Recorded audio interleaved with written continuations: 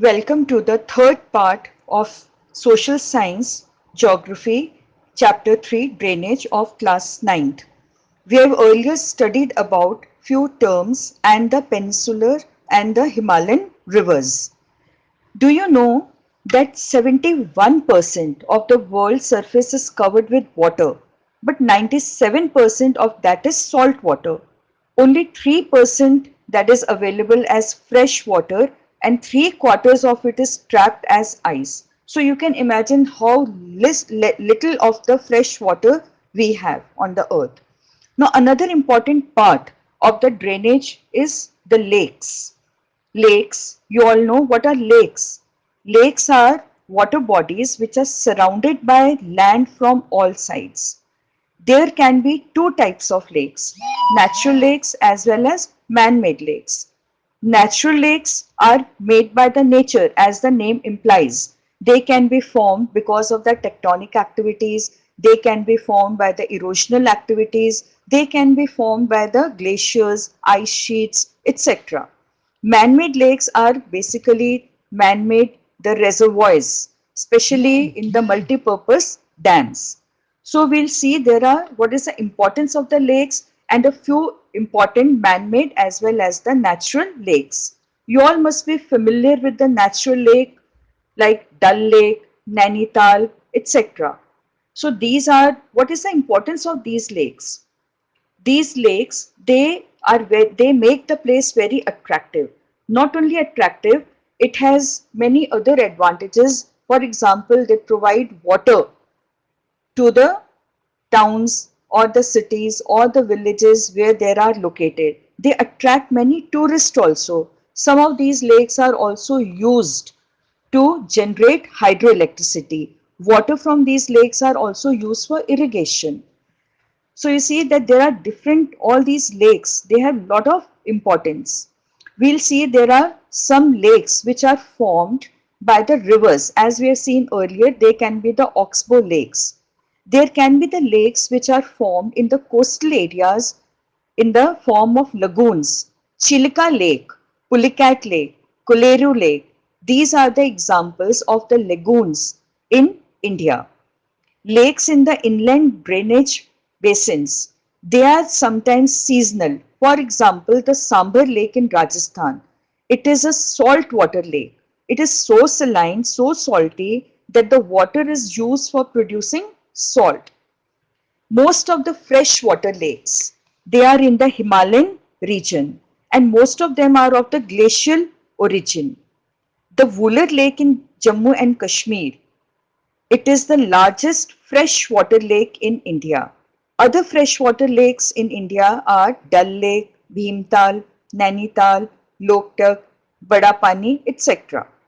Now, apart from the natural lakes, when we dam the rivers for the generation of hydroelectricity or provide water for irrigation, this also leads to the formation of lakes such as Guru Gobind Sagar Lake, that is the Bhakra Nangal project.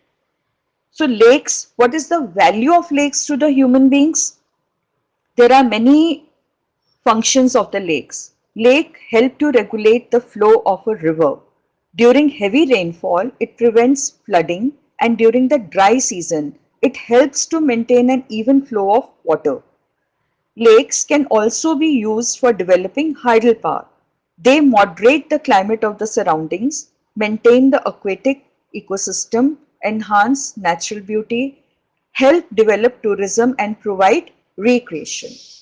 Now we have come to the end of the importance of the lake. What is the role of rivers in the economy? Rivers and lakes, they have a very great role to play in the economy of a country. Rivers, you all know that if we see the human history, we will see that most of the ancient civilizations, they developed in the river valleys. For example, Indus Valley civilization or the Yangtze Kiang or the Nile Valley civilization, Mesopotamian civilization, they all developed in the river valleys. So the river banks, they have attracted settlers from ancient times, and these settlements have now become big cities.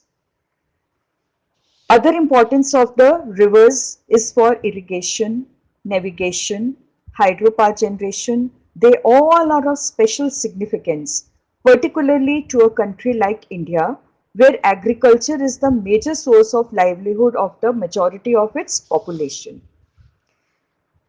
We have studied about the importance of the lakes and the rivers, but what about the pollution that the human beings are creating? You see that rivers are being highly polluted by the activities of the human beings. How the human beings are creating this pollution? It is through growing domestic, municipal, industrial and agricultural demand for waters from rivers. It affects the quality of water. Now more and more water is being drained out of the rivers, reducing their volume. On the other hand, a heavy load of untreated sewage and industrial fluents are emptied into the rivers.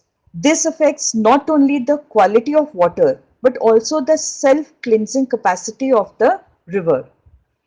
You see that the increasing urbanization, industrialization, it does not allow the river to self-cleanse itself. That is why the industrial or the pollution level is increasing in the rivers.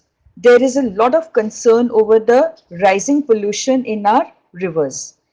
That has led to the launching of various action plans to clean the rivers. One very important action plan is the Ganga Action Plan.